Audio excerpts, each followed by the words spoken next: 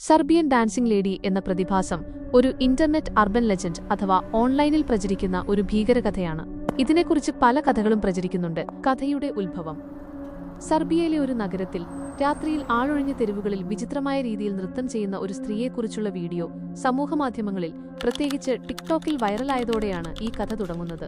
ഈ സ്ത്രീ ഒരു പരമ്പരാഗത സർബിയൻ നൃത്തമാണ് ചെയ്യുന്നതെന്നും എന്നാൽ അത് കാണാൻ ഭയാനകമായ രീതിയിലാണെന്നുമാണ് വീഡിയോയിലുള്ളത്. വീഡിയോ പകർത്തിയ വ്യക്തിയെ ആക്രമിക്കാൻ ഈ സ്ത്രീ ശ്രമിക്കുന്നുണ്ടെന്നും അതുകൊണ്ട് അവരെ നേരിട്ട് കാണുന്നത് അപകടമാണെന്നും കഥകൾ പ്രചരിച്ചു. പ്രധാന കഥാതന്തുക്കൾ: അന്ധവിശ്വാസം. ഈ കഥയുടെ ഒരു പ്രധാന വശം ഈ സ്ത്രീയെ രാത്രിയിൽ കാണുന്നവർക്ക് ദുരിതങ്ങളോ മരണമോ സംഭവിക്കുമെന്നാണ്. അതുകൊണ്ട് ഇവരെ കാണാതിരിക്കാൻ ആളുകൾ ഭയപ്പെടുന്നു. ആക്രമണ സ്വഭാവം.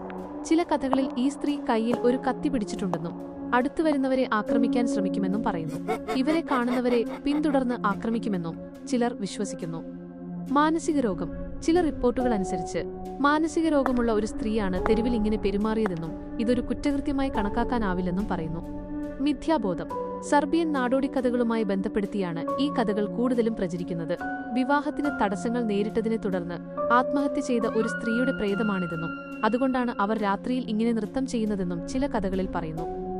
വസ്തുതകൾ: സർബിയൻ ഡാൻസിംഗ് ലേഡി എന്നത് ഒരു ഇന്റർനെറ്റ് തമാശയുടെയോ ഒരുതരം ഭയകഥയുടെയോ ഭാഗമായി ഉണ്ടാക്കിയ ഒരു കഥയാണെന്നാണ് മിക്കവരും കരുതുന്നത്.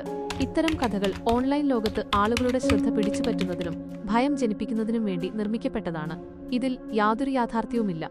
ഇങ്ങനെയൊരു സ്ത്രീ യഥാർത്ഥത്തിൽ ആളുകളെ ആക്രമിച്ചതായി ഔദ്യോഗികമായി ഒരു റിപ്പോർട്ടുകളുമില്ല.